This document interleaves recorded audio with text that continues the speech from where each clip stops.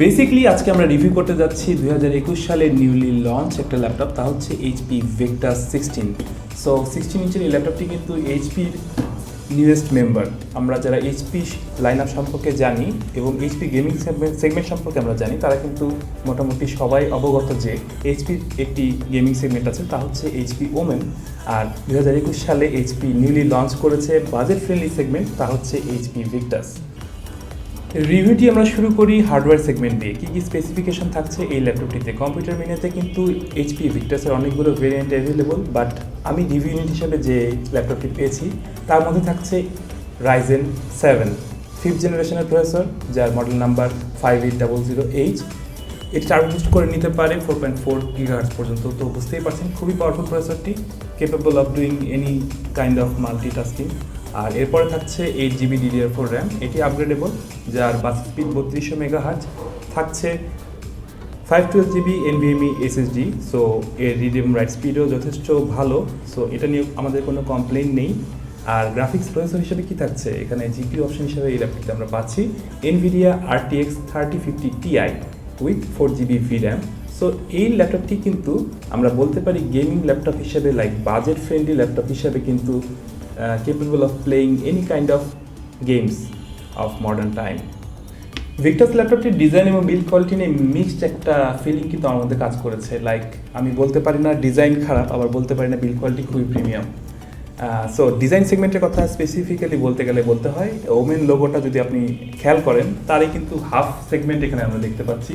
ল্যাপটপটি লিডের পেছনের দিকে রয়েছে ভি চিহ্ন, ভি ফর ভিক্টাস। তো সবাই এটা বুঝতে পারছে। এবং ব্লুইশ গ্রেডিয়েন্টের যে কালারটি এই ল্যাপটপটিতে রয়েছে তা যথেষ্ট প্রিমিয়াম একটা আউটলুক কিন্তু এই ল্যাপটপটিকে দিয়েছে। এছাড়াও আপনারা দেখবেন যে ল্যাপটপটির হিঞ্চের যে অংশটি রয়েছে, ল্যাপটপটির লেফট সাইড স্পেশালি রয়েছে ওমেন 16 যে ব্র্যান্ডিংটি, designed and engineered by HP, এই কথাটা কিন্তু এখানে লেখা আছে। এছাড়াও ল্যাপটপটির কিবোর্ড ডেকের দিকে লক্ষ্য করলে আপনারা দেখতে পারবেন রয়েছে ব্যাং অ্যান্ড ওলসন যারা টিউনিং যে অডিও সিস্টেম, এটার লোগোটা আলাদাভাবে এখানে দেওয়া আছে। আরও একটি ব্যাপার আমাদের চোখে পড়ে ডিজাইন সেগমেন্টে, তা হচ্ছে ল্যাপটপটির টাচপ্যাডটিতে রয়েছে আলাদা ব্লুইশ গ্রেডিয়েন্টের একটা শেড, যা কিনা আমাদের এই ল্যাপটপটির প্রিমিয়ামনেস অনেক অংশেই বাড়িয়ে দিয়েছে।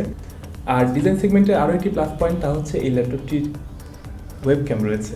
কিছু কিছু ল্যাপটপে কিন্তু আজকাল আমরা দেখতে পাই ওয়েবক্যামই নেই। তো 720p যে ওয়েবক্যামটি এই ল্যাপটপটিতে ইনক্লুডেড রয়েছে তা মোটামুটি ভালো লেভেলের আউটপুট দেয়, লাইক ভিডিও কনফারেন্সিং থেকে শুরু করে ভিডিও কলের জন্য আমাদের ডেইলি ইউজেসে। আর ল্যাপটপটির বিল্ড কোয়ালিটি নিয়ে বলতে গেলে প্রথমেই বলতে হয় ল্যাপটপটি কিন্তু পিভিসি প্লাস্টিক মেড। সো আমরা স্ক্রিনে কিন্তু একটি বড়সড় ওয়েবল দেখতে পেয়েছি। আর এই ওয়েবলের আরও একটি বড় কারণ, তা হচ্ছে এই ল্যাপটপটিতে রয়েছে 16.1 ইঞ্চের ডিসপ্লে, যা এভারেজ 15.6 ইঞ্চের ডিসপ্লের তুলনায় কিন্তু বড়। আর বড় ডিসপ্লেতে কিন্তু ওয়েবল বেশি থাকাটাই স্বাভাবিক। বাট প্লাস্টিক মেড হলেও, আর যে পিভিসি প্লাস্টিক মেড যথেষ্ট স্ট্রং, সো ডিউরেবল হবে আশা করি। এবং কিবোর্ড ডেক থেকে অন্যান্য অংশে কিন্তু খুব একটা ফ্লেক্স আমরা দেখতে পাইনি। সো আমরা বলতে পারি এই ল্যাপটপটি লিজিয়নের মতো অতটা শক্তপোক্ত না হলেও টাফ সিরিজের ল্যাপটপের থেকে কিন্তু বেশি টাফ। চলেন তাহলে এখন আমরা দেখে নেই ভিক্টাস ল্যাপটপটিতে আইও সেগমেন্টে কী কী পোর্টস অ্যাভেলেবল। সো ল্যাপটপটির লেফট সাইডে আমরা প্রথমেই দেখতে পাচ্ছি রয়েছে পাওয়ার কানেক্টিং জ্যাক, এরপর রয়েছে একটি RJ45 জ্যাক। সো এটা কিন্তু খুব ইম্পর্টেন্ট বেসিক্যালি যারা ল্যান ইউজ করি। এরপর রয়েছে একটি HDMI জ্যাক, একটি USB টাইপ এ পোর্ট যা বেসিক্যালি Zen 3.2 সাপোর্ট করে, রয়েছে একটি টাইপ সি পোর্ট, এটিও যথেষ্ট ফাস্ট। এরপর রয়েছে একটি অডিও কম্বো জ্যাক এবং একটি ফুল size SD card reader. So plenty of পোর্টের অ্যাভেলেবিলিটি কিন্তু আমরা দেখতে পাচ্ছি ল্যাপটপটির লেফট সাইডে। এরপরে ল্যাপটপটির রাইট সাইডে আমরা লক্ষ্য করে দেখতে পাচ্ছি রয়েছে দুটো ফুল সাইজ USB টাইপ এ পোর্ট। এই দুটো পোর্টও কিন্তু Zen 3.2 সাপোর্ট করে। ল্যাপটপটির পেছনের দিকে কিন্তু কোনো ধরনের কোনো পোর্ট নেই, পুরোটুকিতেই রয়েছে একটি বড় ভেন্টিলেশন গ্রিল।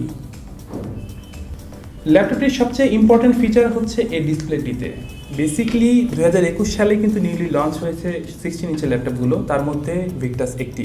এই ল্যাপটপটিতে রয়েছে 16.1 ইঞ্চের IPS প্যানেল, যার ব্রাইটনেস এভারেজ লেভেলের, বাট সবচেয়ে ইম্পর্টেন্ট থিং তা হচ্ছে এর sRGB কভারেজ। ল্যাপটপটিতে রয়েছে 100% sRGB কভারেজ। সো যারা ভিডিও এডিটিং করেন বা কালার অ্যাকুরেসি রিলেটেড কাজগুলো করে থাকেন ফটোশপ বা অন্যান্য সফটওয়্যার ইউজ করে, তাদের জন্য কিন্তু একটি বড় অ্যান্ড মেজর প্লাস পয়েন্ট।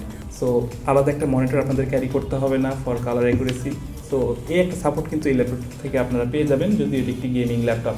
আর গেমারদের জন্য এই ল্যাপটপটির স্ক্রিনটিতে রয়েছে 144 হার্টজ প্যানেলের সাপোর্ট, সো গেমাররাও কিন্তু নিশ্চিন্তে নির্দ্বিধায় মনের আনন্দে গেমগুলো এনজয় করতে পারবেন।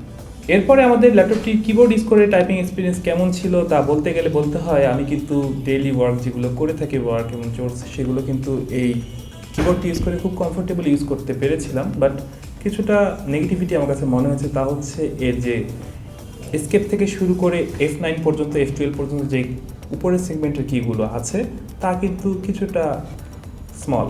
সো এটা কিন্তু ফুল সাইজ হলে আমার জন্য কিছুটা প্লাস পয়েন্ট হয়, কারণ হচ্ছে আমি যখন ডটা খেলি বেসিক্যালি যখন আমি এই ল্যাপটপটির কিবোর্ড ইউজ করি তখন কিন্তু স্কিপের বা অন্য যে কিগুলো আছে ফাংশনের কিগুলো সেগুলো কিন্তু আমার কাজে আসে, বাট যারা খুব একটা ডিল ব্রেকার কিন্তু না।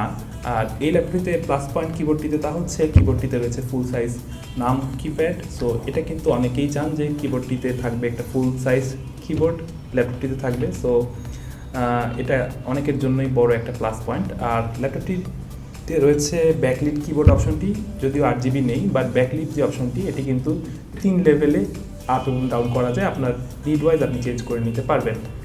এরপরে চলে আসি সবচেয়ে ইমপ্রেসিভ দিকের মধ্যে আরও একটি দিক, তা হচ্ছে ল্যাপটপটির টাচপ্যাড। ল্যাপটপটির টাচপ্যাড দেখতে অনেকটা প্রিমিয়াম, আর এই ল্যাপটপটি টাচপ্যাড ইউজ করে আমি আসলে অনেক বেশি মজা পেয়েছি, কেননা যে জেস্টার্সগুলো বা যে টাচ রিলেটেড কাজগুলো করা যাচ্ছিল খুব স্মুথলি অ্যাকুরেটলি করা যাচ্ছিল, যা কিনা আমি বাজেট সেগমেন্টের এই ল্যাপটপটি থেকে আশা করিনি। ব্যাং এবং অপশন দ্বারা টিউন করা এই ল্যাপটপটির যে সাউন্ড সিস্টেম রয়েছে, স্পিকারগুলো যদিও বটম ফায়ারিং বাট বেশ ইমপ্রেসিভ আউটপুট কিন্তু দিতে সক্ষম। আমরা মিউজিক প্লে করে দেখেছি, বাট গেমগুলো খেলে দেখেছি ইনবিল্ট যে স্পিকারটি রয়েছে ল্যাপটপটিতে তা যথেষ্ট ইমপ্রেসিভ একটা গেমিং ল্যাপটপ হিসেবে।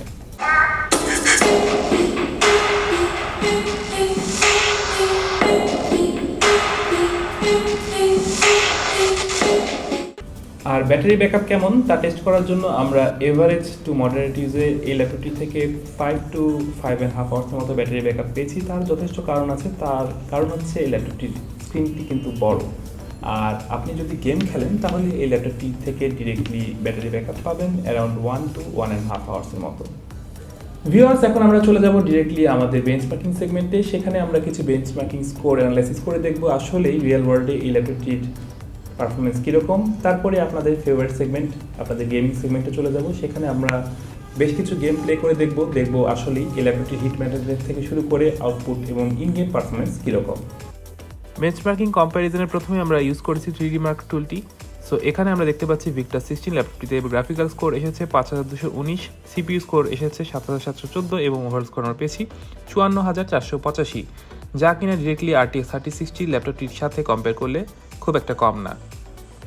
এরপরে আমরা ব্লেন্ডার BMW টেস্টটি করেছি, সেক্ষেত্রে দেখতে পাচ্ছি কনভার্সন রেট এসেছে ভিক্টাস 60 ল্যাপটপটিতে 4 মিনিট 15 সেকেন্ড, যেখানে RTX 3060 সহ Legion 5 ল্যাপটপটিতে স্কোর এসেছে 3 মিনিট 58 সেকেন্ড।